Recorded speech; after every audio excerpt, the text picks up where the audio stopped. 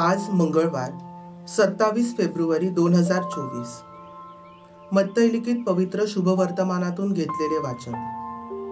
येशू लोकसमुदायास व आपल्या शिष्यास म्हणाला, शास्त्री व परुषी हे मोशेच्या आसनावर बसले आहेत, म्हणून ते जे काही सांगतात ते सर्व आचरित व पाळीत जा, परंतु त्यांच्या कृतीप्रमाणे करू नका, कारण ते उपदेश करतात पण तसे आचरण करत नाहीत। जड अशी ओझी बांधून ते लोकांच्या खांद्यावर देतात, परंतु ती काढण्यास ते स्वतः बोटही लावायचे नाहीत। आपली सर्व कामे लोकांनी पाहावी म्हणून ते ती करतात।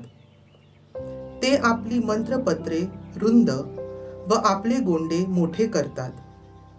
जेवणावळीतील श्रेष्ठ स्थाने, सभास्थानातील श्रेष्ठ आसने, बाजारात नमस्कार घेणे व लोकांकडून गुरुजी म्हणून घेणे त्यास आवडते। तुम्ही तरी आपणास गुरुजी म्हणून घेऊ नका, कारण तुमचा गुरु एक आहे व तुम्ही सर्व भाऊ भाऊ आहात।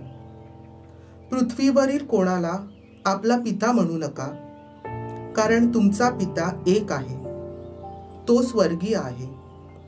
तसेच आपणास स्वामी म्हणून घेऊ नका, कारण तुमचा स्वामी एक आहे, तो ख्रिस्त होय।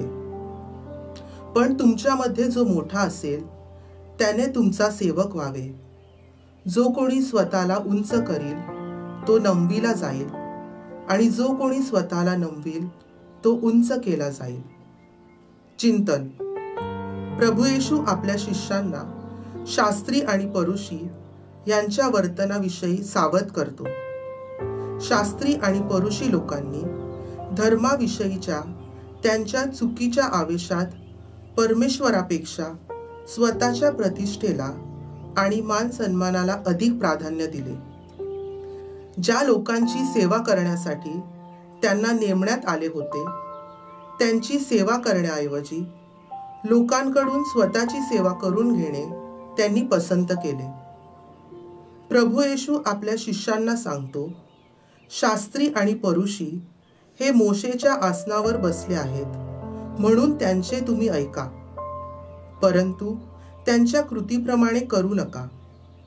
स्वतःच्या स्वाभिमानापेक्षा आणि आत्मसन्मानापेक्षा नम्रतेने परमेश्वराची शिकवण लोकांना देणे आणि प्रामाणिकपणे लोकांची सेवा करणे हे खरे ख्रिस्ती अधिकाराचे पाचारण आहे। कारण जो कोणी स्वतःला उंच करील तो नमविला जाईल, आणि जो कोणी स्वतःला नमविल तो उंच केला जाईल। परमेश्वराला आपल्या अंतःकरणाचा नम्रपणा हवा आहे।